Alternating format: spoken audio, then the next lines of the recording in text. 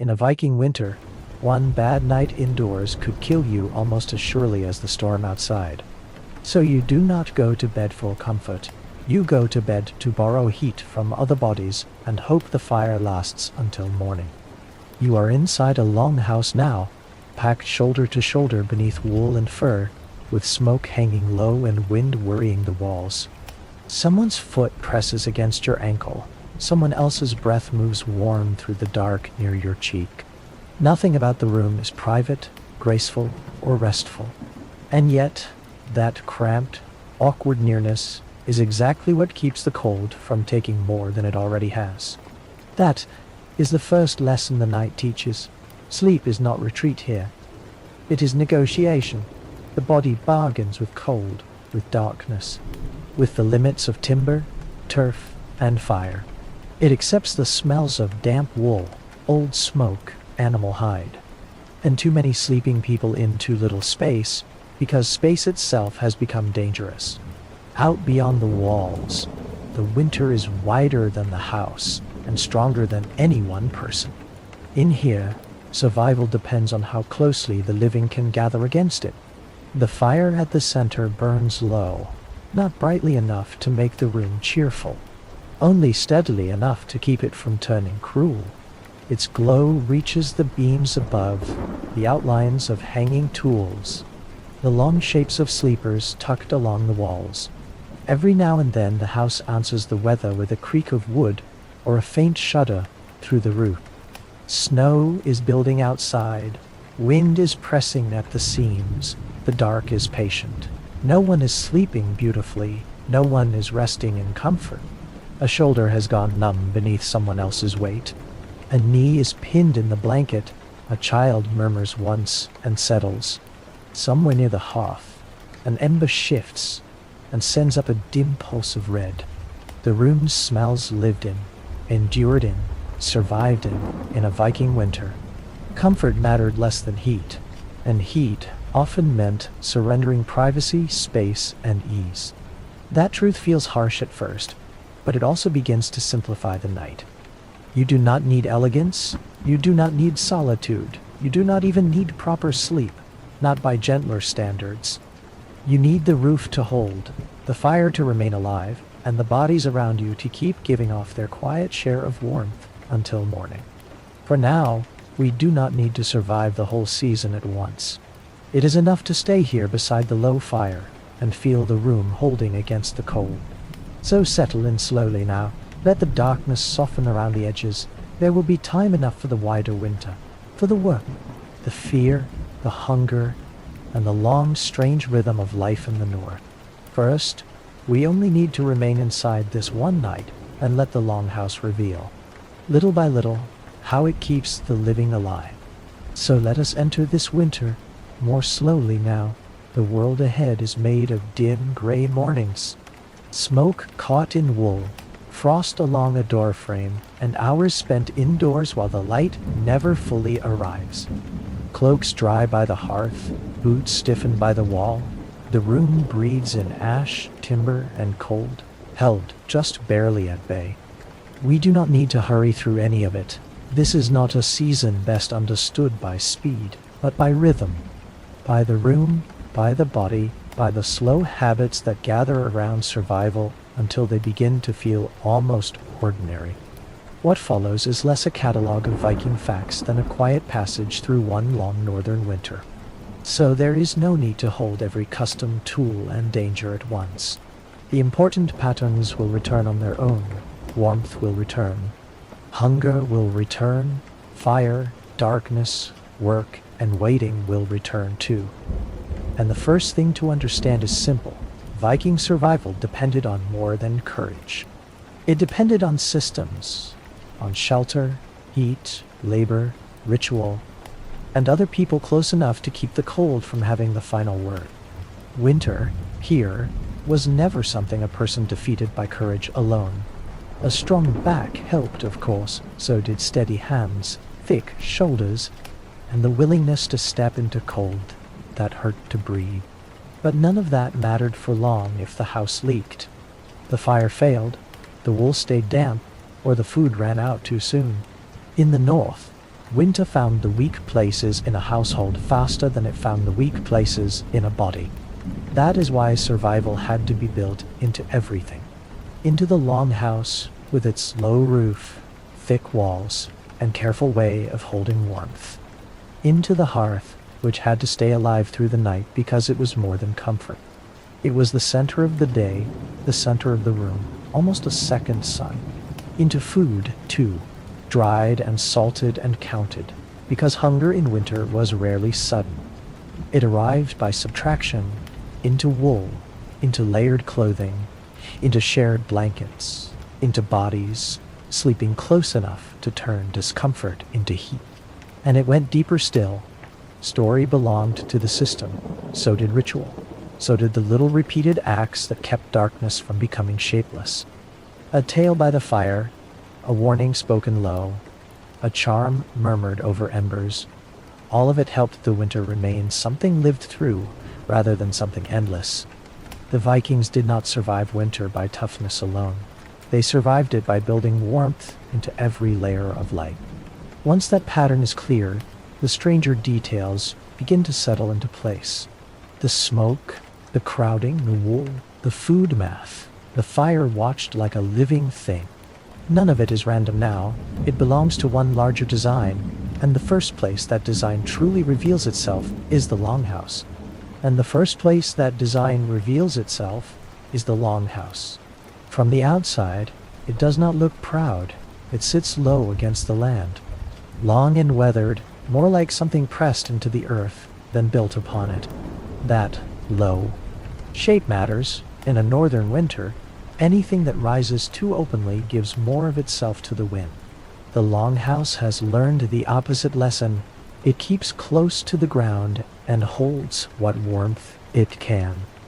Once you enter, its purpose becomes clearer.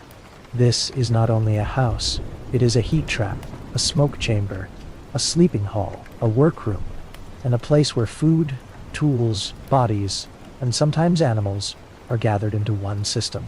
The walls are packed thick, not for beauty, but for survival, with turf, earth, moss, straw, and whatever else can slow the drafts. The roof hangs low, and that too is part of the design. Heat rises, but here it does not have far to go. Instead of vanishing into empty space, it stays nearer to the people who need it. Above, smoke drifts toward the opening in the roof, sometimes escaping, sometimes not enough. That is one of the house's bargains. If the fire burns, the room grows warmer, but smokier. If the smoke clears too easily, the heat goes with it. Inside, everything arranges itself around that logic. The center belongs to the fire. The sides belong to benches, bedding, storage, and sleeping platforms. Boots are left where they may thaw a little. Wet wool hangs where it may dry a little. Bowls, rope, hides, and carved wooden things gather in corners already claimed by necessity. Nothing is placed for elegance. Everything is placed to keep life moving through the dark months. Even the animals belong to the system. They may not lie directly among the people, but they are near enough that their body heat matters. A wall is not always just a wall in winter. It can be a thin divide between human breath and the slow warmth of cattle or goats bedded close by. That is why the crowding matters so much. A longhouse does not merely shelter the body, it rearranges it, it decides how near you sleep to others, where the old are placed, where children are tucked, where warmth lingers longest, where drafts find their way in. Privacy becomes a luxury the season cannot afford. A body alone cools faster than a body among many. The longhouse did not merely keep winter out. It reorganized human life so that winter could be endured from the inside. Once that pattern is clear, the harsher details begin to settle into sense. The low beams, the smoky rafters, the packed sleeping spaces, the benches that serve as seats, beds, and storage, all at once. Even the tiny openings that admit more draft and view begin to feel less crude than deliberate. This is not a house built to admire the landscape. It is a house built to outlast it, and for all its smoke and crowding, the Longhouse has a rough mercy to it. Once the door closes, the cold is no longer the only force in control. Wind still presses outside, frost still creeps at the thresholds, but timber, turf, fire, breath, and nearness begin to answer back. And at the red center of all of it, the place around which the whole room quietly arranges itself, there waits the hearth. Once the hearth had done what it could for the room, the rest of the work fell to clothing. In a Viking winter, what you wore was less like dress and more like a second shelter, one carried on the body wherever the fire could not follow. It was rarely elegant by any gentler standard. It scratched, it smelled of smoke in old weather, it grew damp at the edges, stiff at the hems, and heavy when the snow caught in it. But none of that mattered as much as the simple fact that it held warmth where the skin would otherwise surrender it. The first layer lay close to the body, usually linen, if such cloth was available, softer than wool, lighter and better at catching the sweat that winter labor still drew from a person, even in the cold. Over that came wool, and then more wool, if there was enough of it. A thicker tunic, trousers fitted close enough to keep the wind from moving too freely through them. Leg wrappings, if needed, wound carefully around the lower limbs. Then a cloak, heavy and practical, fastened at the shoulder and worn not for grandeur, but because it trapped a little more life against the chest and back. Wool mattered more than almost anything else. It was stubborn cloth, not always pleasant, but generous in the ways that counted. It still warmed when slightly damp. It held heat after the body had worked. It could be layered, patched, rewoven, handed down, cut smaller for a child, or turned into mittens and caps for hands and ears that might otherwise freeze first. In winter, wool was not luxury around the body. It was the nearest thing most people had to a portable wall. The boots tell their own story. Leather on the outside, sometimes lined, often repaired, and stuffed when needed with straw. Moss, scraps of fur, anything that might stand between the foot and the frozen ground for a little longer. A good boot was never just a boot in weather like this. It was a temporary argument against frostbite. It cracked, soaked through, stiffened by the door, and still had to be trusted again the next morning. Hands were wrapped, as best they could be, in mittens, gloves, or crude coverings that reduced dexterity in exchange for feeling. The trade was worth it. Better clumsy fingers than dead ones. Caps or hoods mattered too, pulled low, tied close, keeping the head from becoming another place where heat could rise and vanish into the winter air. Belts held more than clothing in place. A knife hung there, perhaps a pouch, perhaps a comb, perhaps the few small tools that had to stay close to the body, because to lose them in snow or darkness would mean more than inconvenience. Even dressed, a person remained a working creature, and winter clothing had to allow labor as well as survival. That is what makes the whole dressed body feel so serious. Every layer is solving a problem, every fastening is part of a plan, and yet, as with so much else in winter, that visible solution depends on hidden labor. Because these garments do not appear by magic, somewhere in the house or just beyond it, someone has spun the wool, woven the cloth, cut it, stitched it, mended it, turned old pieces into smaller useful ones, and kept doing so while the season pressed on. Winter clothing is made not only of fiber and hide, but of patient hands. The women working wool by dim firelight, the endless repair of torn cuffs, worn knees, split seams, lost ties, thinned socks, loosened wrappings. All of that belongs to the warmth you feel. And because the work never really ends, the clothing carries the marks of being lived in hearth. The smell of smoke, the lingering trace of animal fat, dampness that never quite leaves the hem.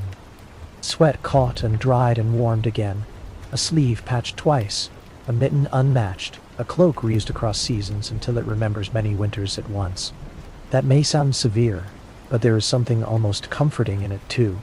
These clothes are not pretending to be fresh. They are honest about what they do. They have held wind away from the skin, They have taken in sleet, smoke, and labor, and still they keep close around the body as if they understand their work. In winter, clothing was not fashion around the body, it was infrastructure around the body. And once you feel that, the roughness begins to soften into gratitude. The linen may cling cold for a few moments before warming. The wool may itch at the neck. The boots may smell faintly of old straw and trapped weather. But together the layers create a small private climate, a narrow space between skin and season where the body can continue to belong to itself. That private climate matters because the hearth cannot go everywhere. A person steps away from the fire. A person goes out to chop wood, fetch water, tend animals, cross snow, return half frozen, and sit again by the embers. The clothing carries warmth through those passages. It buys time. It keeps the cold from touching the body too quickly and too deeply. And once the body is wrapped as well as winter allows, the next question grows simpler and harsher at the same time. Warmth alone is never enough. A body dressed against the cold must still be fed against it. So the next thing winter asks is not what you wear, but whether you have enough in you to keep going. Once the body had been wrapped against the cold, the next question became simpler and harsher. How do you keep it fed enough to go on? Winter food is not really about pleasure here, though pleasure still appears in small flashes if you are lucky. Mostly it is fuel, counted and watched, drawn out over weeks of darkness, with the knowledge that every bowl taken tonight is one bowl fewer before the thaw. A meal is warmth in another form. It goes into the body and asks it to keep burning. Morning often begins with porridge, if there is grain enough for it.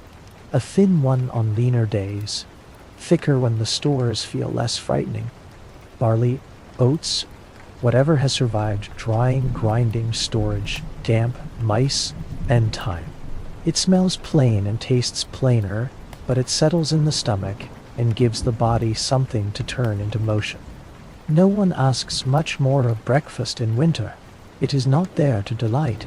It is there to keep hands working. Later comes the stew, and the stew tells you almost everything about the household.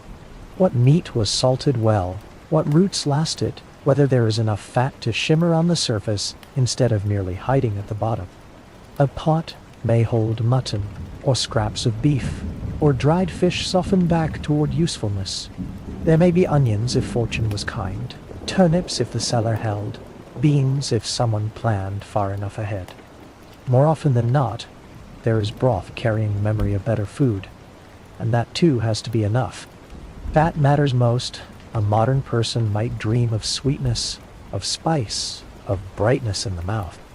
A Viking winter body dreams of grease, animal fat floating on the stew, butter kept from turning, a scrap of marrow sucked from bone. The tongue may not find it elegant, but the body recognizes it instantly. This is what keeps the heat inside a little longer. This is what lets a person step back out into snow and not feel hollow at once. The preserved foods have their own grim dignity. Meat salted hard months ago, fish dried until it seems more like wood than flesh, cheese aging in corners cold enough to keep it useful, bread gone dense and stubborn, then stretched farther with bark meal or ground bone when flour runs low, and the household begins to think in thinner margins. Fermented things appear too, half practical and half terrible, softened by hunger into acceptability. Winter teaches people to widen their idea of what food is, and all of it is counted. That may be the quietest pressure in the house, but also the heaviest. Someone is always aware of how much remains, how many sacks of grain, how many strips of dried meat, how many roots in the cellar.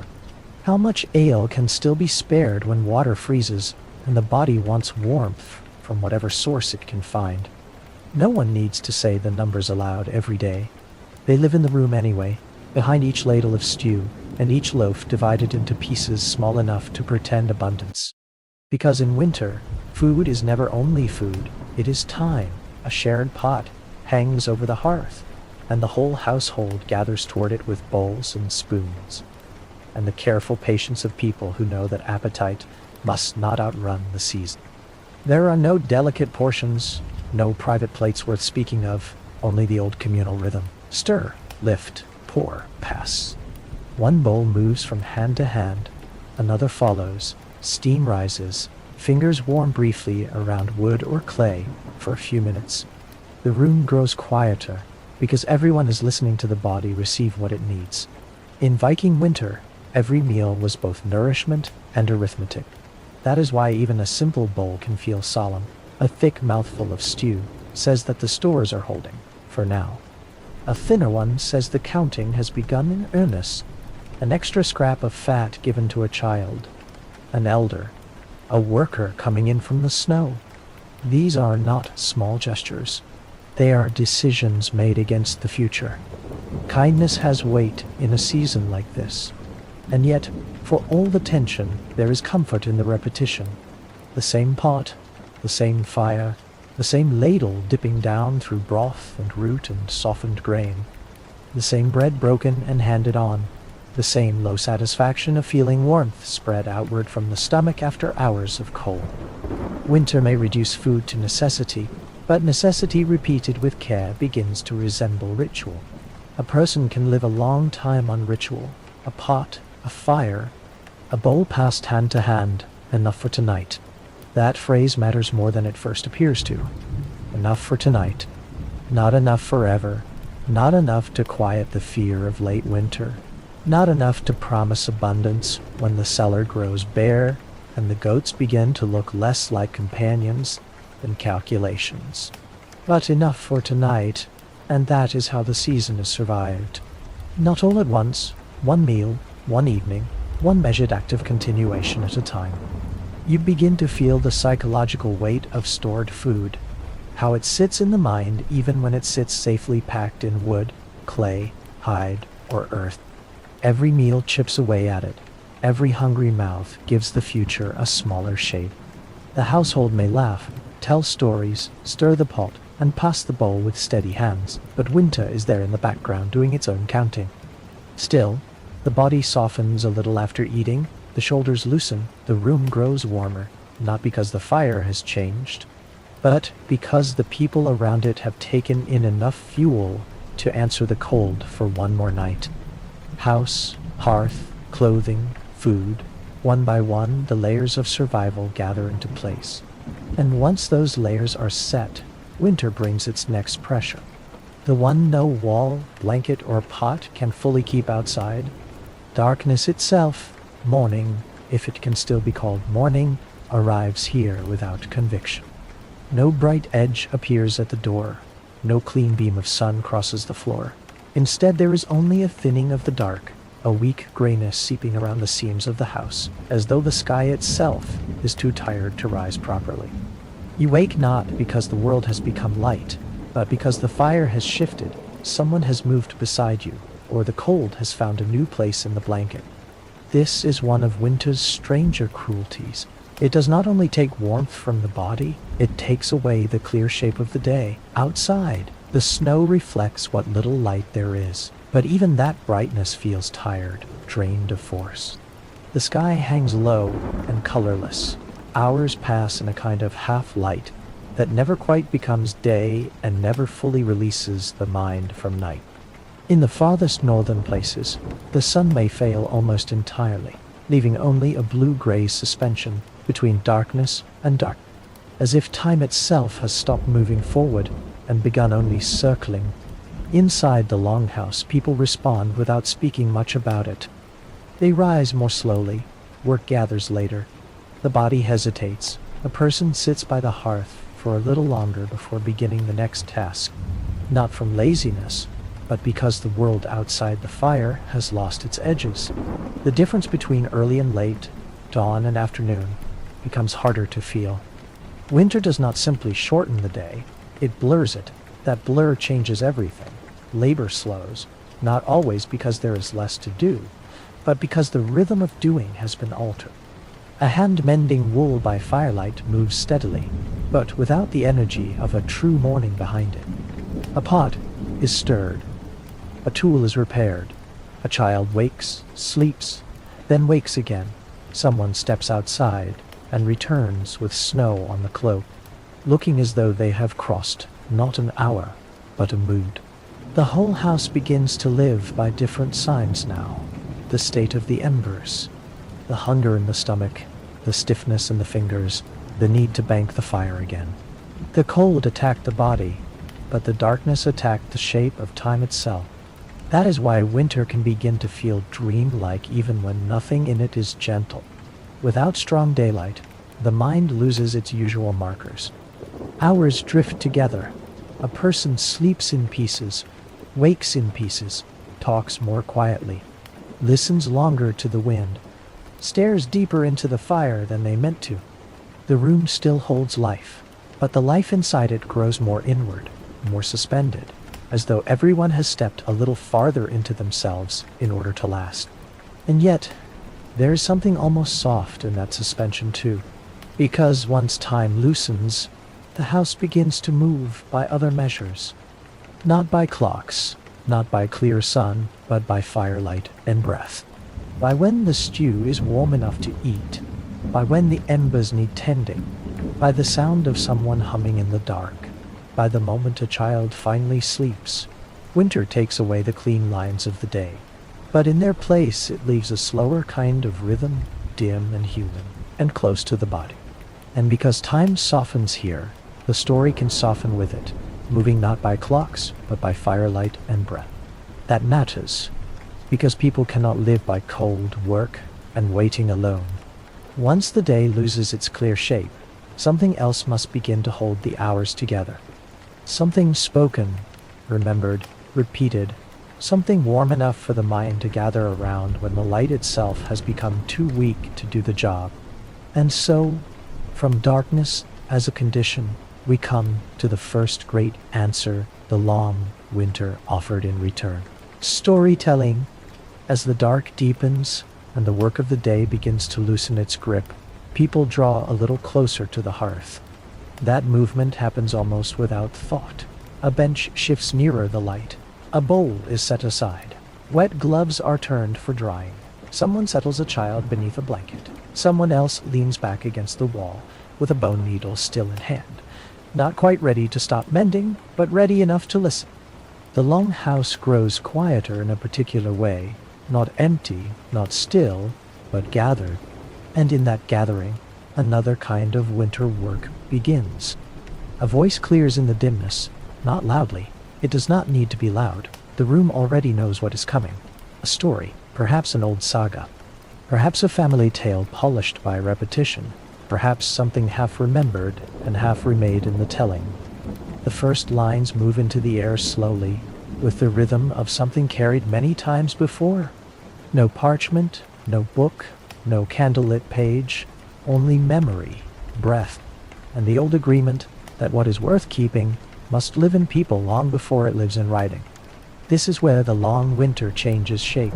The walls are still there. The smoke still clings to the beams. The cold still presses outside like a patient enemy. But the room grows larger once the story begins. A man who has never seen the southern sea can hear of it. A child who has never stepped beyond the valley can sit beside gods, kings, sea roads, and beasts older than the snow. Someone who has spent the whole day stitching torn wool now lifts their eyes and follows a voice into battle, voyage, insult, love, oath, and loss. The body remains in the house. The mind is given somewhere else to go. That is what made the skald so valuable. Not merely a performer, and not only a keeper of names, but a person who could hold a people together through memory. Some stories praised heroes, certainly. Others sharpened family history into something worth passing on. Some carried warnings, some carried pride, some made room for grief, and some, perhaps the most useful in winter, made people laugh at things that might otherwise have swallowed them whole. Because the stories were not always solemn, there was boasting in them, and exaggeration, and the old dry northern humor that makes even danger sound faintly ridiculous when spoken in the right tone. A stubborn warrior might become larger than any man could really be. A fool might survive by accident and be mocked forever for it. A god might behave badly. A giant might be outwitted by someone smaller colder, hungrier, but sharper of mind. Heroism was part of the tradition, yes, but so was wit. And wit matters in winter. It lets fear change shape just enough to be carried. Children learn this quickly. They lie half asleep beneath the blankets and still listen. They hear names long before they understand them fully. They learn the rise and fall of saga speech, the places where the room grows silent, the places where laughter comes, the places where an old line returns, and everyone seems to know it already. A child hears a tale 10 times, then 20, then one winter, they begin telling pieces of it back. That is how memory survives, not all at once, by warmth, repetition, and the slow trust that familiar words will come when needed. And familiar words do something important to fear.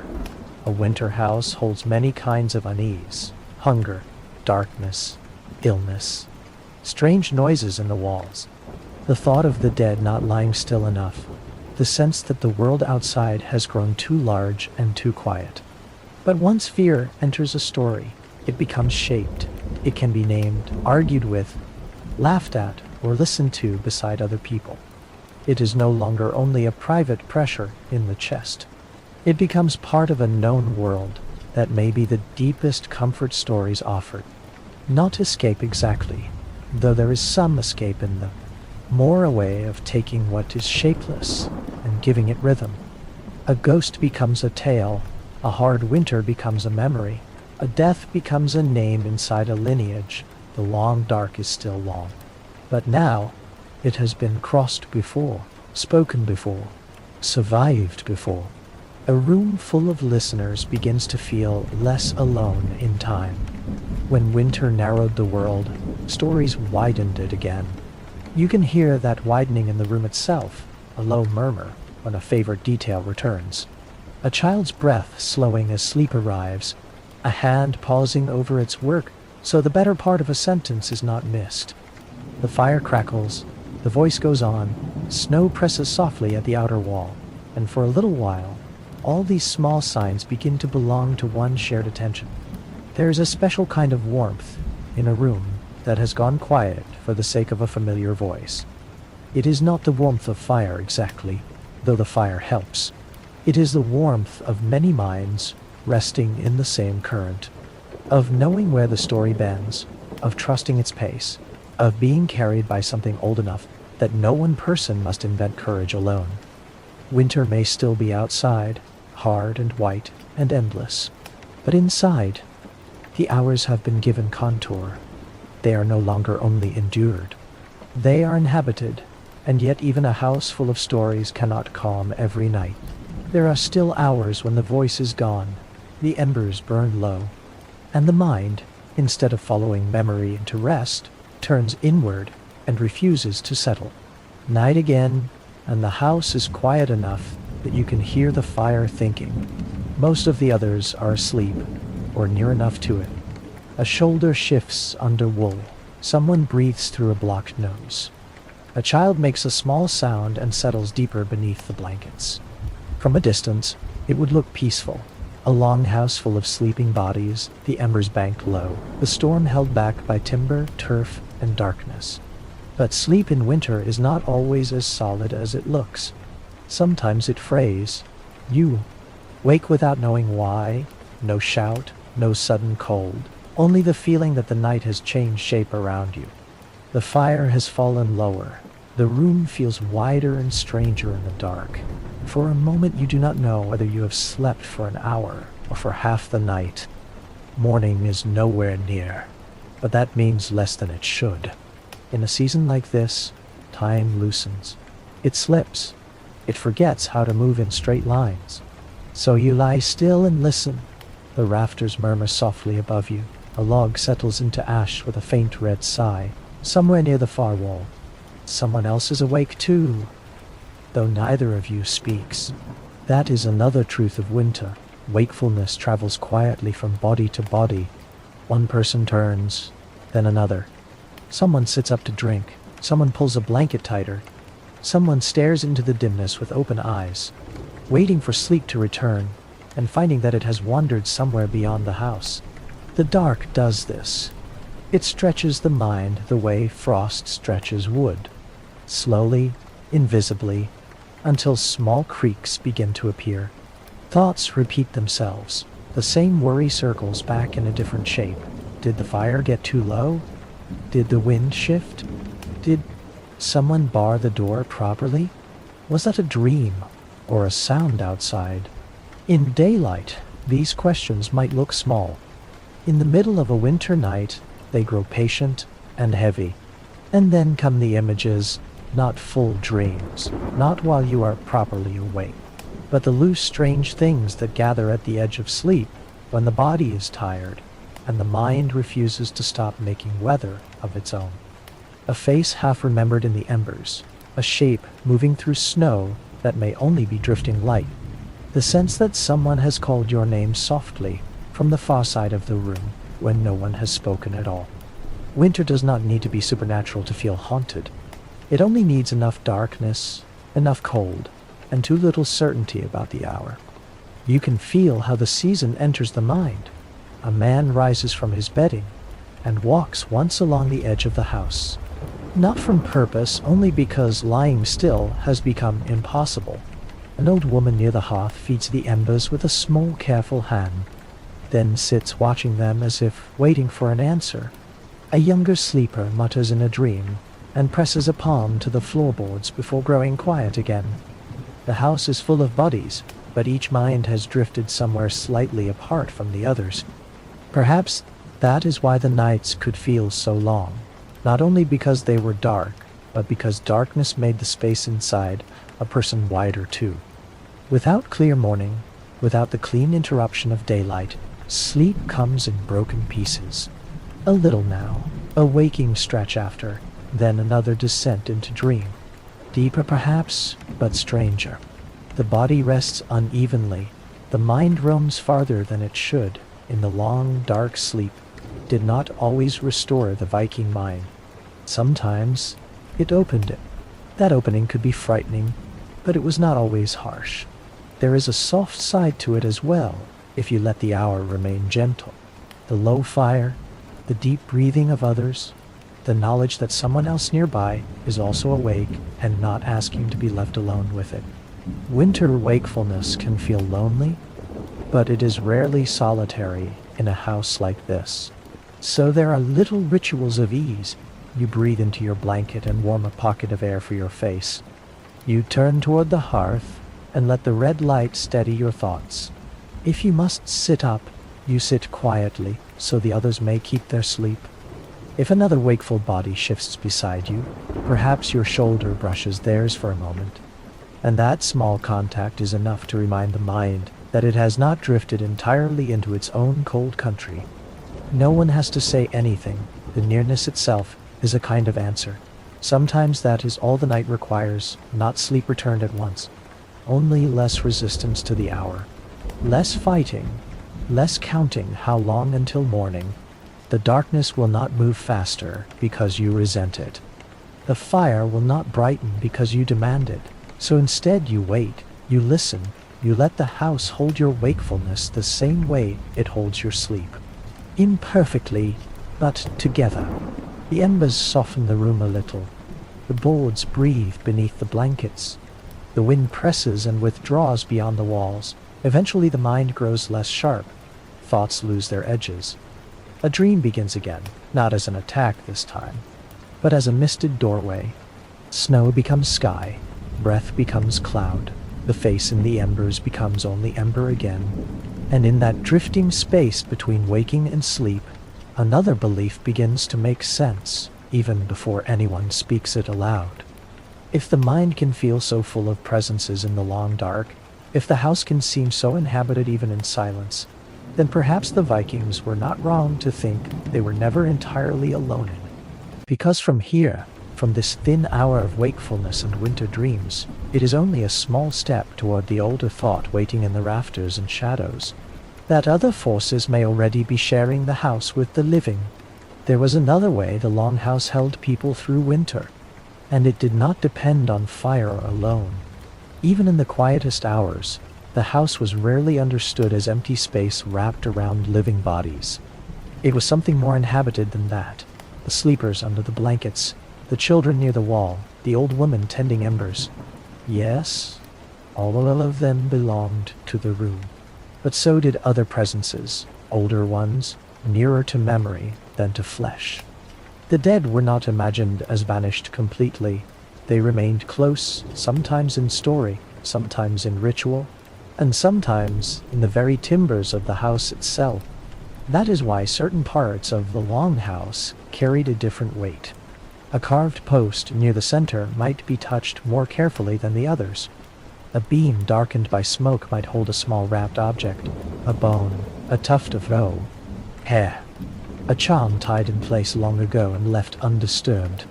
Above, in the rafters, bundles of herbs, carved scraps of wood, little tokens of protection and remembrance could hang where the eye did not always notice them, and the mind always did. None of it needed to be grand to matter. Winter rarely allowed grandeur. What it allowed, instead, was closeness, repetition, and belief carried in small forms. The high seat posts mattered especially.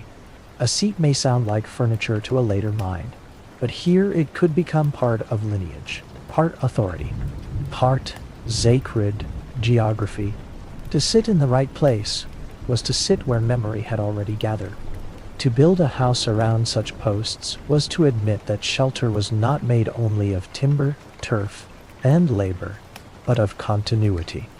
Those who had lived before remained present in the arrangement of the room, in the inherited objects, in the places where hands rested again and again over generations. And so belief entered the house quietly, not with thunder, not with some constant drama of omens, but in ordinary acts. A few drops of ale tipped toward the earth, or near the fire.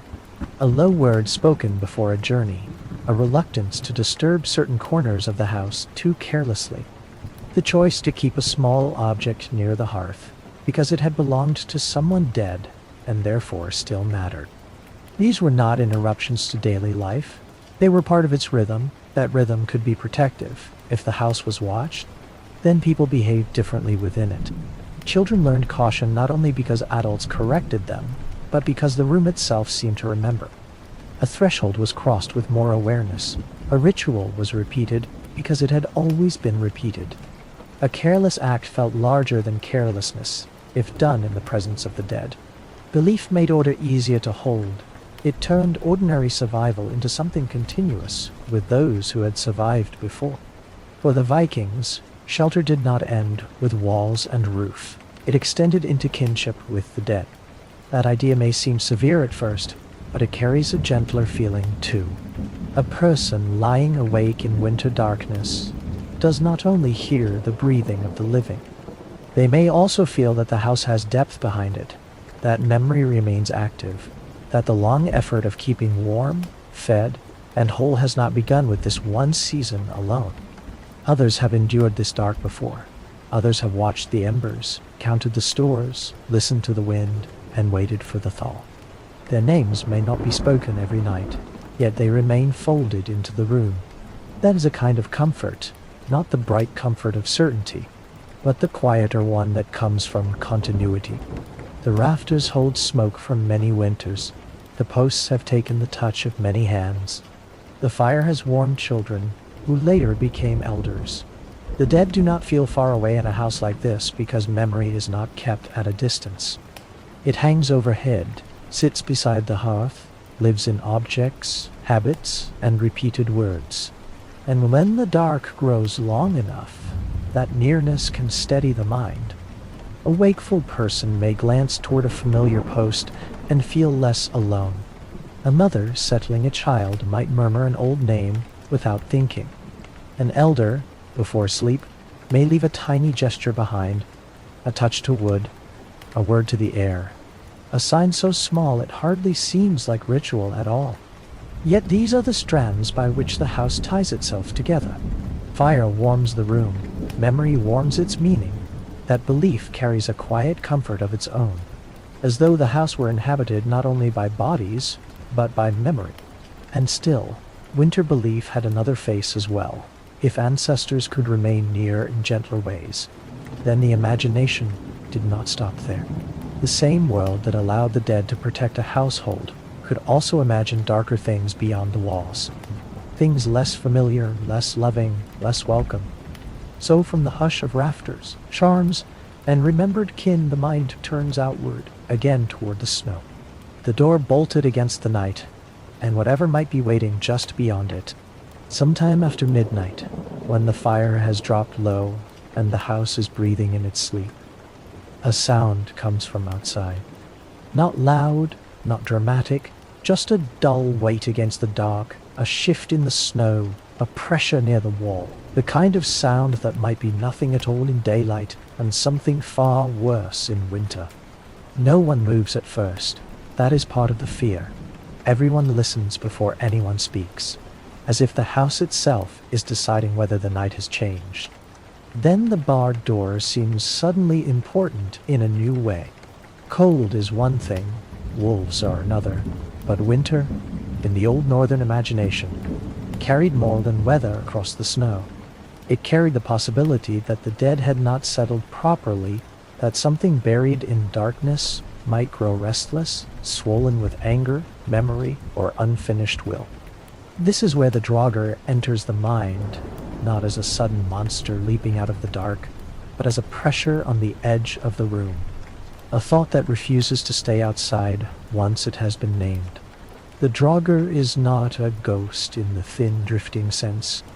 It is heavier than that, a body gone wrong after death, a buried person who does not remain buried in peace, but rises with strength, malice, hunger, or grievance still clinging to it. The cold makes such an image feel terribly plausible. A frozen field, a mound under snow, a grave too shallow because the ground had hardened. A memory not properly put to rest. Winter gives the imagination all the materials it needs. So people prepare against that possibility in the same way they prepare against every other winter danger. With caution, habit, and objects placed where fear can lean on them. The door is barred firmly. A piece of iron may be kept close. Charms hang where the eye does not always settle, but the mind always remembers. Something carved, something tied with red thread, a bone, a bundle of herbs dried in smoke. Their power may be debated by later ages, but their comfort in the room is unmistakable. Burial matters too, and not only out of love for the dead. It matters because improper burial leaves too much uncertainty behind. If the ground is frozen and the rites delayed, then the mind has longer to worry. Was the body laid right? Was enough done? Was the dead person's anger answered, or will it keep walking? A winter death is frightening not only because someone is gone, but because the season seems to make departure less complete. And so stories gather around the fire. Someone remembers a mound opened too carelessly. Someone else recalls a dead man said to have returned bloated with seawater and spite. No one shouts these things.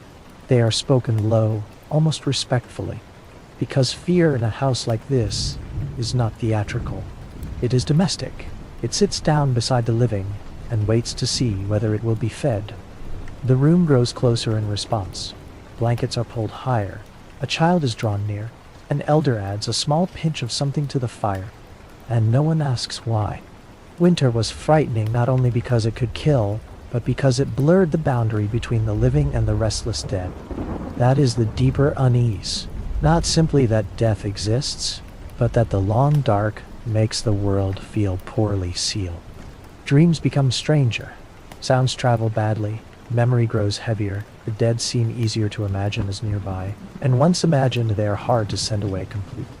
A groan in the wall, a settling beam, a shift of snow from the roof, all of it arrives already wrapped in old stories. Still, fear changes when it is shared. That is the mercy of the fire. A terror held alone in the mind can expand without limit. But a terror spoken aloud in a room of wakeful bodies becomes more manageable. Someone names the Draugr. Someone touches the charm above the post. Someone feeds the embers. Someone else mutters that the bar across the door is sound and will hold till morning. Ritual does not erase fear, but it gives it edges. It tells the house what shape to take against it. Still, fear, feels gentler when shared around a fire, named aloud and folded into ritual. And slowly, the room settles again, not into innocence perhaps, but into watchfulness, softened by nearness. The sound outside does not return, or if it does, it becomes part of the wind again. The fire shifts, the boards breathe, sleep comes back unevenly, but enough then, as winter often does, the night turns from dread toward its opposite. Because after so much darkness, so much caution, so much listening at the barred door, the people of the house needed not only endurance, but defiance. And that is where Yule begins. After so many nights of caution, the mood of the house begins, at last, to change. Not all at once. Winter does not loosen its grip so easily. The wind still circles the walls. The dark still arrives early, and the cold still waits beyond the threshold with the same old patience. But inside the longhouse something brightens. A little more wood is given to the fire. Evergreen boughs appear against the beams, dark green against smoke-black timber. A better cup is brought down from its shelf. Someone uncovers stores that were not meant for ordinary days. And before anyone says the name of it aloud, the room already knows. Yule has come. Yule is not a denial of winter. It is an answer to it. For weeks, the season has narrowed life into survival. Heat, food, sleep, work, and the long negotiation with darkness. But now, for a little while, the house pushes back. The fire is allowed to grow larger. The table, such as it is, grows heavier. Meat appears in better portions. Bread is broken with less counting in the hand. A sweeter drink is poured. Mead warms the throat, where thin ale merely sustained it. The smell of roasting fat thickens the air until the whole room feels richer, fuller, almost unfamiliar in its abundance. And people change with it. The same faces that have looked gray with cold and smoke begin to flush in the firelight. Laughter comes more easily. Songs rise, first one voice, then several. The tune held and passed around like another bowl from the hearth. Even the quietest people seem to sit a little less tightly in themselves. A child stares at the spread of food as if looking at a miracle. An older woman touches the greenery hung above the room and smiles without explaining why. That is part of Yule too, not just the feast, but the sense of enlargement, more light, more sound, more warmth than the strict logic of winter usually allows. Offerings are made as well, because gratitude and fear remain close companions in a season like this. A little meat set aside, a little drink spilled for powers unseen. The ancestors are remembered, the gods are not ignored. Stories of the wild hunt move quietly through the room. That winter thought of riders in the dark sky, terrible and magnificent, passing overhead while the living keep close to firelight below. Yule does not erase the older terrors. It places brightness beside them and says, for now, that brightness will remain. That is why the feast matters so deeply. It is not indulgence for its own sake. It is a declaration made in smoke, song, and ember. We are still here. The house still holds. The fire still lives. The dead are remembered. The living are fed. And the dark, though vast, has not swallowed everything. Even the ritual burning of wood feels different now, less like simple necessity and more like witness. Flame answers night, in a language both of them understand. Yule was not joy because winter was easy. It was joy because winter had not yet won. You can feel that truth in the way people eat, not greedily, but with something like reverence.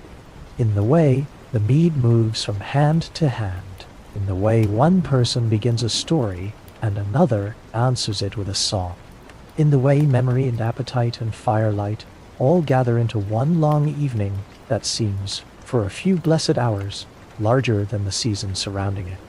And there is tenderness here too. Someone saves the warmest portion for an elder. Someone draws a child closer beneath a fir. A cup is pressed into a cold hand before it asks. The room becomes generous in ways winter usually forbids. For a little while, Scarcity loosens its grip enough to let people behave not only like survivors, but like a community celebrating its own continued existence. For a few nights, the house becomes more than shelter. It becomes proof that warmth can be made larger than fear. That proof does not last forever. By morning, the dishes will be emptier. The dark will still return. The stores will still need counting. But winter itself has been answered, and that answer matters. Firelight has widened. Song has filled the rafters. The heart has been reminded that endurance is not the only thing human beings can do in the cold. They can also praise, remember, gather, and feast. And once a season reaches that kind of threshold, where survival turns briefly into sacred brightness, it is only a short step farther into stranger territory still. For from feast and firelight, winter ritual opens naturally onto something older and less easily named. The dim border where celebration, omen, and magic begin to meet. And then, after the feast has swelled the room with song and firelight and the brief courage of mead, another kind of silence arrives. It begins before anyone speaks her name. A hush at the doorway, a small straightening of backs, the feeling that the room, which only moments ago was full of laughter, has remembered something older than joy. Then she enters, wrapped against the cold, carrying little that looks impressive at first glance. And yet, the whole Longhouse changes around her, as though a second winter has stepped inside. The seiðkona does not need to announce herself. Her presence does the work for her. People make space without being asked. A better place is given near the fire. The louder voices recede. Even the children feel it. That peculiar pressure in the air when a room understands it is in the presence of someone who may know more than the others wish to know. Not a queen, not a warrior, not a law speaker, and yet the house tilts toward her all the same. She carries objects, of course, but in the half-light they look less like possessions than fragments of a language. A pouch of bones, a staff smoothed by years of handling, small tied bundles, stones, thread, perhaps a scrap of fur, perhaps a piece of iron. Nothing in itself extraordinary, but laid out one by one beside the hearth. These things begin to gather force from attention. The firelight catches on them, shadows lengthen, the room waits. That waiting is part of the ritual. Winter makes people aware of how little they can control. Storm, sickness, food, childbirth, travel, dreams, the health of animals, the temper of the sea. Once it opens again, all of it presses in from beyond ordinary skill. So when someone arrives who seems able to ask the hidden world a question and endure the answer, people listen. They may not understand the answer fully. They may not even like it, but they listen. A woman like this moves along the edge between healing and omen, between guidance and power. One family may ask about illness, another about luck, another about whether the dead are settled, or whether some grief still clings where it should not. She may speak softly, she may chant, she may cast objects, interpret patterns, or simply sit long enough in silence that everyone else begins to hear meaning in their own breath. And the uncertainty is not a flaw, it is the point. No one in the room can say with perfect confidence where wisdom ends and magic begins. Perhaps the seiðkona truly speaks with powers beyond the house. Perhaps she reads people better than they read themselves. Perhaps she gives shape to fear, and that shape is enough to let others bear it. In a season like this, the difference matters less than a later age might suppose. In winter, when control was weakest, the people who seemed able to speak with fate became hardest to ignore. That truth carries a particular weight because seir, the art itself, is not treated lightly. It belongs to power of a kind that unsettles even those who seek it. It is intimate and public at once. The room watches, but not too directly. A question is asked, an object is turned in the firelight. Someone lowers their eyes when an answer comes.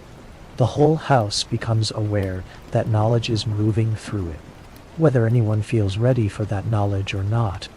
And yet the atmosphere is not wild, not chaotic, if anything. It is more controlled than before. The fear in the room has been gathered. The uncertainty has been given a center. Even those who doubt must sit with the fact that doubt itself now has a place beside the fire. That may be why the scene feels strangely calming, despite the awe it carries. A child leans against a mother and goes quiet. An elder watches the staff instead of the door. Someone who has been restless all evening sits still at last. The room no longer has to pretend that winter is understandable. It only has to acknowledge that winter contains forces people may never fully master, and that someone has come who knows how to face them without looking away. Whether magic was force, therapy, or shared belief, it still gave the room a shape for its fear. And shape is a kind of mercy, because a fear with no shape spreads everywhere. It fills the roof beams, the blankets, the dark outside the door, the silence between breaths. But once it is gathered into chant, object, gesture, and watchfulness, it becomes something the house can hold.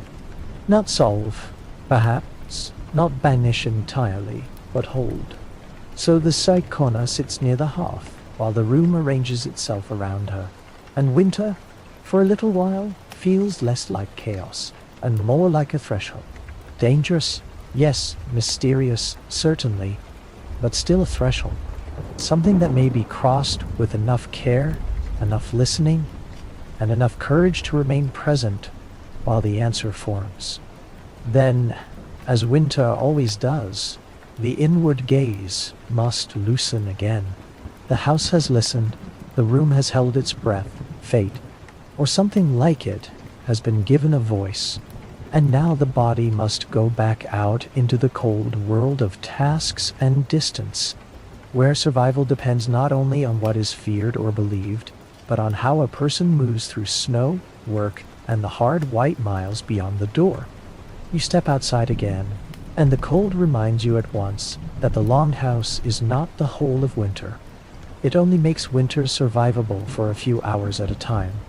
Beyond the door, life is still waiting to be carried, fetched, chopped, checked, mended, and crossed.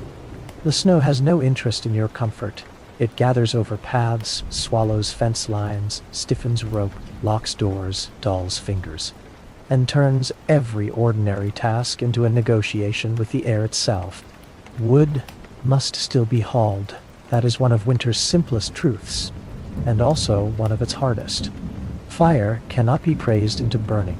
Someone has to go out into the white stillness, rake open the drifted pile, shoulder frozen logs, drag brush, split what can still be split, and bring back the fuel that keeps the room from turning cruel by nightfall. The same is true of water, fodder, repairs, messages, traps, and animals. A barn does not care that the wind is sharp. A snare still needs checking. A neighbor may still need news. Hunger does not pause because the path has disappeared. So people move, not dramatically, and not with the clean heroism later ages like to imagine, but with the slower intelligence of those who have learned that motion itself is warm. A body at work can keep ahead of freezing in ways a still body cannot. Breath deepens, blood returns to the hands. The face burns under the hood. Muscles ache, but ache is often better than numbness. To stand too long in the open is to let the season begin deciding for you. The snow changes the land, but it does not erase it. It only asks to be read differently. A track must be recognized. A crust must be tested. A frozen stream may become a road or a trap. The wind has a direction. The trees, a warning in the way they lean. The sky, a mood that the practiced eye can read before the storm fully announces itself. That kind of knowing is never loud. It is built slowly, over many winters, until people begin to move through snow as if through another dialect of the same world. Sleds help where feet alone would fail. A horse or ox drawing weight over packed snow can do in an hour what mud and wheel would not allow. Skis change things further still, long boards under the feet, a different balance in the body, a different trust placed in the land. To someone unused to them, they look improbable. To the people who know them, They are simply another winter answer. A person on skis does not conquer the season. They negotiate with it more gracefully. They glide where another would sink. They scout farther. They check traps, carry word, follow game, cross the white distance with less waste of strength. Hunting becomes quieter that way, travel cleaner, the body less punished by every mile. Even then, the cold remains on the face, in the lashes, at the edge of the lungs. But motion has changed the terms. Winter is still severe. To the Vikings, winter was not only something to endure inside.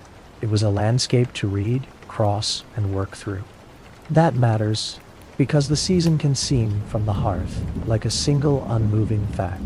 But outside, there is always variation, hard snow and soft snow.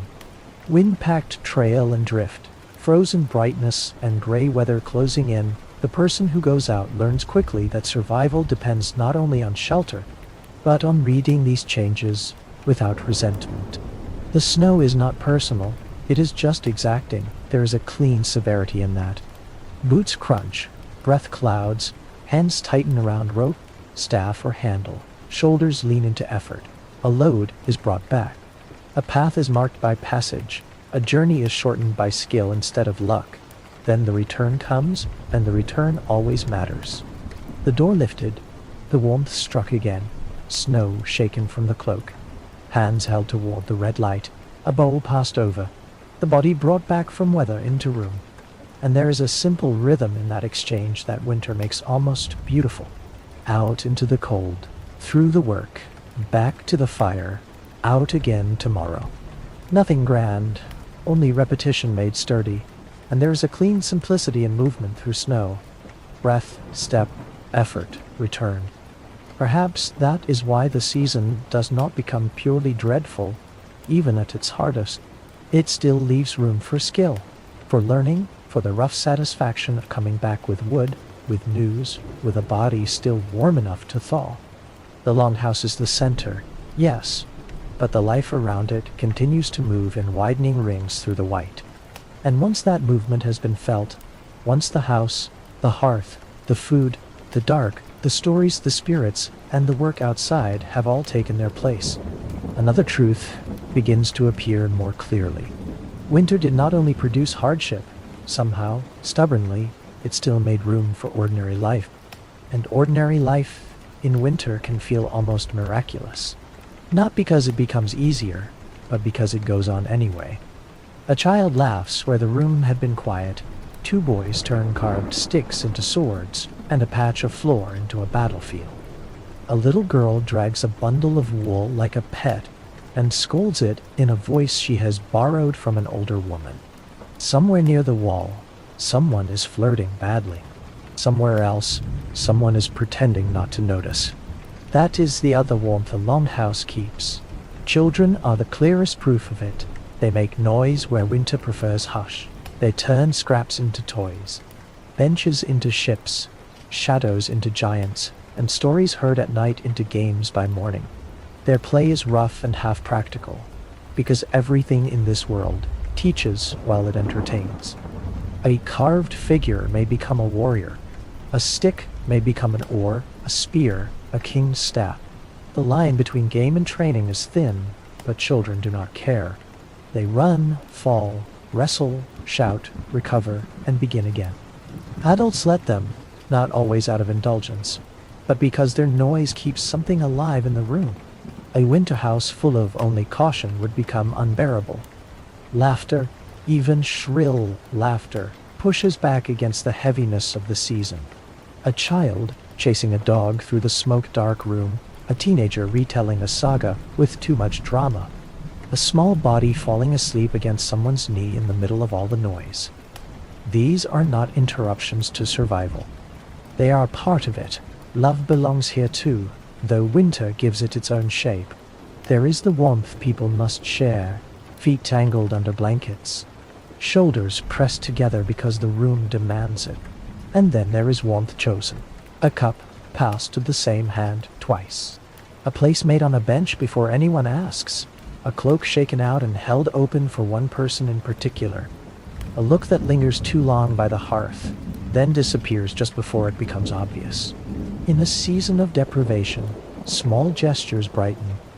A person begins to notice who always sits beside whom, who laughs more softly when one voice enters the room, who finds an excuse to help with the same chore, who comes back from outside with snow on the shoulders, and is greeted first by one pair of eyes. Nothing is extravagant, privacy is too rare, the house too full, the dark too shared. But affection sharpens under pressure, it becomes precise. It learns how to survive in glances, timing, nearness, and borrowed moments. Even courtship looks different here. It is less about display and more about endurance.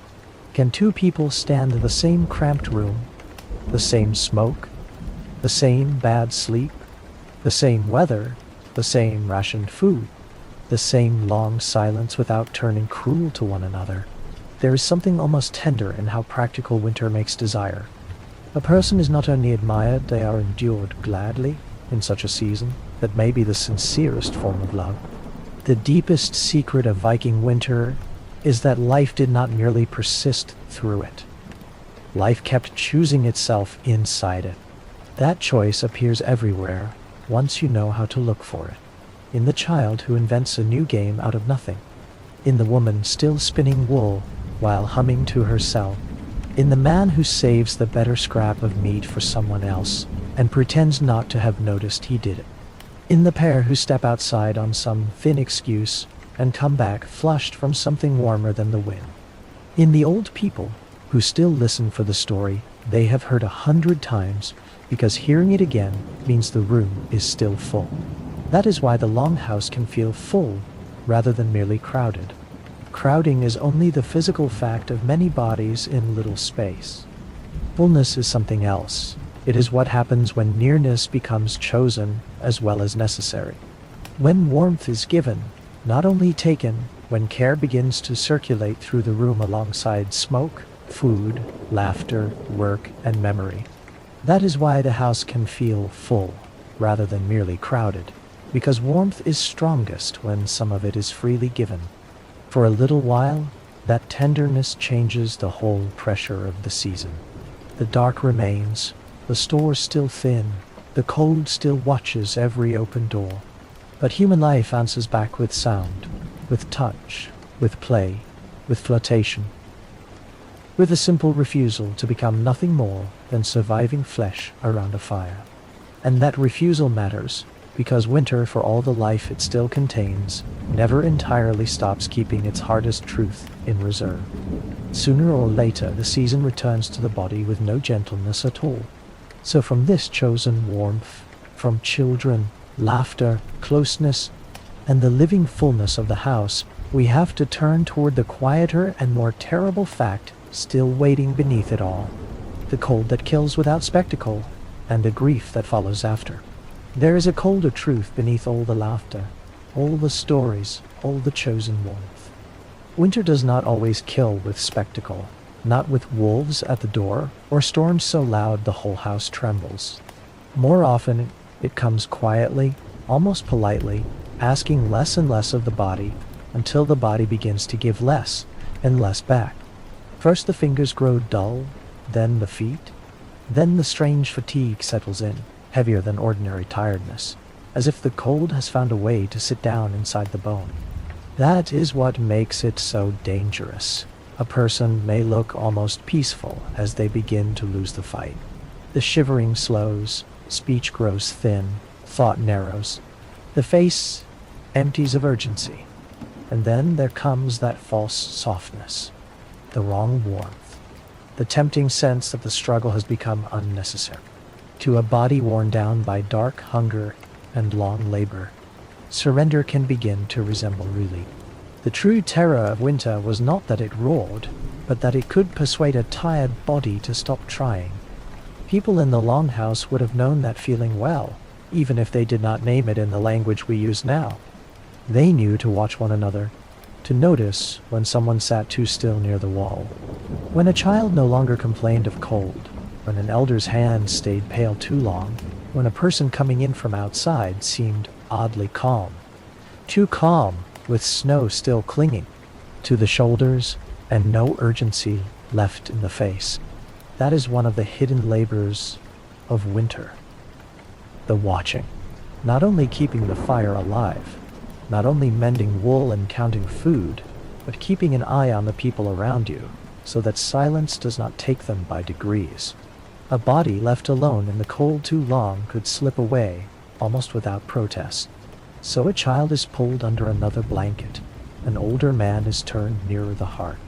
A woman just back from the snow is given broth before she says she wants it. Boots are tugged off stiff feet, hands are rubbed, names are spoken. The living keep one another answering even then. Winter still takes some. A man does not return from the traps. An old woman weakens by the fire and never quite gathers herself again. Someone who seemed only tired the night before is gone by dawn. The house absorbs these losses with the same inward gravity it gives to everything else. Not because grief is small, but because winter leaves little room for a display. There is wood to fetch, food to measure, a child to keep warm. Mourning must wear the same wool as survival. Burial grows difficult too, because the earth is no longer willing. The ground hardens, shovels glance off it, soil becomes something like stone, so the dead may have to wait, wrapped and watched, or they are given to a cairn, a rough weight of stones against the season, or to a pyre if there is enough wood to spare such extravagance. Even grief must negotiate with resources that may be the harshest detail of all. Love does not disappear, but it must work inside limits. A body can be honored, but not always in the way the heart might have chosen. And yet the care remains. A blanket is pulled higher, a cup is tipped to dry lips. Someone sits up through the darker hours rather than let another fade unwitnessed. The old are spoken to gently, the young are held closer. A body returning from outside is counted back into the room, by touch, by voice, by firelight. None of this defeats winter, but it keeps winter from becoming the only force present. And even here, care remains. One child pulled under a blanket. One elder watched by the fire. One body not left alone in the cold. That matters because sorrow, like fear, becomes gentler when shared. Not easier, never that, only less exposed. The room bears it together. A quieter meal, a place left open near the bench, a name spoken once, and then not repeated for a while. The hearth still burns, the wool still dries, the work still goes on. But the house knows, and because the house knows, the grief has somewhere to rest. So the season deepens, and then, almost without warning, it begins at last to loosen. Not all at once, not with mercy enough to erase what it has already taken. Only in the smallest signs first, a different sound at the eaves.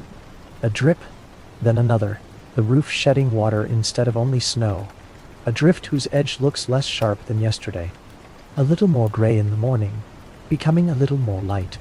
Winter does not announce its retreat grandly, it withdraws by fractions, and so grief settles low in the room, while something else, long withheld, begins at the edges of it.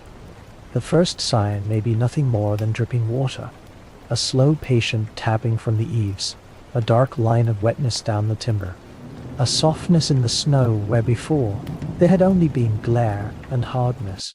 Then the signs begin to gather. The drift beside the wall sags.